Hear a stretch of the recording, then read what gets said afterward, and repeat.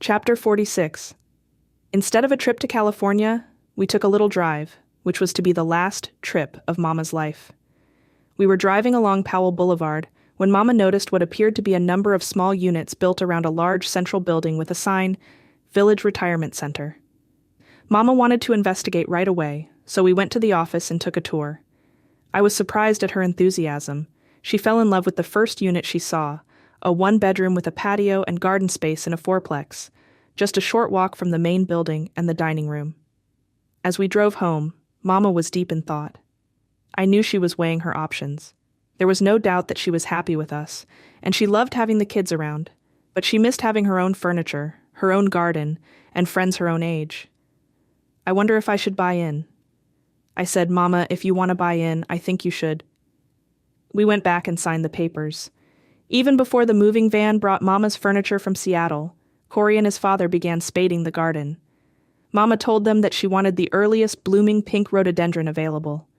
Grandpa Gustafsson went shopping and planted it right under her bedroom window. That winter I went over often, taking my accordion and playing in the dining room. She was so proud of me, her daughter the entertainer. She told her friends of years of lessons, of coaching her girls, and accompanying us on the piano at our engagements. When spring came, there was one big, beautiful pink blossom on Mama's special rhododendron. May came with the usual talk of birthdays, mine and Sig's and Papa's, and now little Sigrid in Germany, all in May. Then we got news of another May birthday. Little Eric Berthold had been born on May 13th, 1964, in Germany. Hearing the name eased my pain when I realized Freya had named her babies after her two brothers. I felt she was taking this way of telling us she cared. Before we got to celebrate any of the birthdays, though, I got a call from the management of the village. Mama had injured her leg in a fall and was in the hospital. I called Dorothy and Florence, who was living in Florida. After a few days, Mama caught a staph infection and was put in isolation. I was not allowed to sit at her bedside to hold her hand and tell her that I loved her. No one considered that her illness was fatal. We were shocked when she died on May 30th, 1964, Papa's birthday. I called Florence and Dorothy. Dorothy, of course, came right away, and together we made the arrangements for her funeral. But Florence rebuked me for not having advised her that Mama was dying and didn't come. All of Mama's household items were put into our basement. Dorothy and I cataloged and tried to figure out how to dispose of things. We called Florence, suggesting she come, but she refused. Her only request was for jewelry, including Mama's big diamond ring, and Mama's beach umbrella. We sent her the jewelry, including the ring, but the beach umbrella never got sent. I regret not taking care of that. I should have considered that Florence was having other problems and that she always felt that Dorothy and I hung together, especially after we had become Christians. There were things I could have done that might have healed the breach, but I didn't, and I never saw her again. Florence died at age 54 of cirrhosis of the liver. Before we closed up the little apartment, Corey dug up the pink rhododendron and planted it under the window of the room where Mama had stayed during her time with us. Each year it bloomed just before our birthdays. Dorothy and I were becoming increasingly aware of our heritage and the inheritance we would receive from the Bigham family, which Papa had traced back to Ireland. Along with this awareness came the responsibility to manage it wisely. We had been astounded by Mama's determination after Papa passed away. She sold the house on 49th Street, where she and Papa had lived for many years, and also sold 10 acres of property along Pacific Highway. With the proceeds, she purchased 2 rental houses in town. She also relocated a small house that had been sitting on acreage near Lake Washington, a property Papa had bought 26 years earlier with his inheritance from the Bigham estate. Mama subdivided this land, sold all but one of the lots, and on the remaining lot, she built herself a beautiful little home. Among Mama's last words were, "Go see Freya." I talked to Corey about going, but it was his busy season, and I wasn't sure that I could handle going alone. Instead, I went to real estate school to learn how to invest my inheritance wisely. However, little was taught about investing. The education was primarily about laws, things I could have learned from Papa but never did. After graduating, I worked for an agency on Powell Boulevard.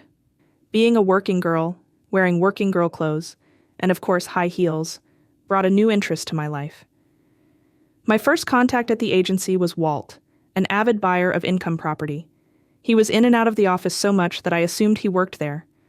The office joke about Walt was that he had 10 children, and when asked why, he answered in his cocksure way, "Because I didn't want 11.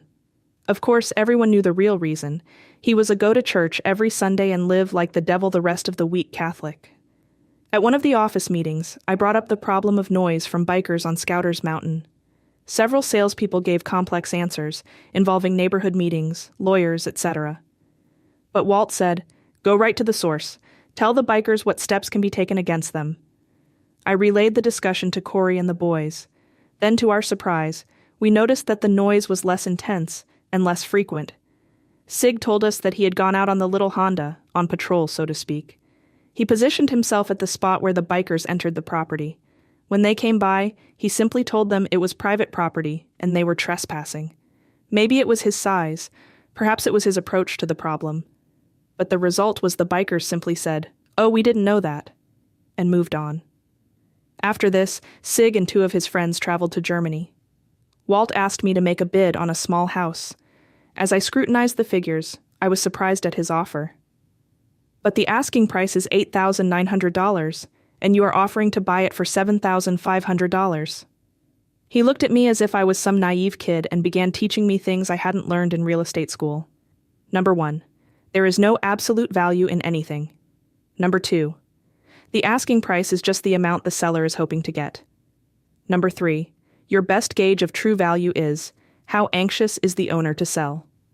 He pointed out a notation in the listing, "Seller desperate." Some owners have the time and means to wait for their price. Others have limits, a divorce, or a new job 500 miles away. I had to admit that when we bought the Happy Valley property, we had made a low offer. But that was because that was all we could afford. And the sellers had accepted because they were eager to get the house sold as his job was taking him out of state. But this was business. I would feel like a con man. All I'm asking is for you to go to the owner and say, "I have a buyer who is interested in your house at such and such a price." That's the truth. But this seems like taking advantage. Only if the seller bought the property for $8,900 when it was worth only $7,500. So I carried out my assignment. I offered the owner the price quoted by Walt. Met with shouts of rage, "What are you, a con man?" When I reported my failure to Walt, he was not surprised. "You never set your heart on any property. If you do, you lose your bargaining power. Always remember, if you don't get the first property you want, there is always another property out there for you." I considered the deal closed and moved on to other business. Unfortunately for Walt, he had failed to teach me one of the most important lessons in wheeling and dealing. I was surprised when sometime later, the man with the raging voice called, "I'll sell you the house for $7,800. I was delighted.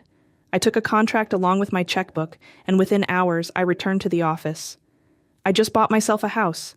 I won't describe the uproar that followed. It was just too dreadful. Suffice it to say, when the dust settled, I had myself a house. Walt implied that he did not protest my stealing his deal only because he was an upright religious man, a true Catholic. I shared with him what I thought about Catholics, or to be more precise, what my church had taught me about Catholics. "Yeah, where do you go to church?" That stopped me cold. After the experiences Corey had with the Board of Deacons, we stopped going to church regularly. My main church contact was at a women's Bible class. If we'd been attending Franklin Baptist prayer meetings, I'm sure I wouldn't have taken the step I did. I started attending a Catholic church.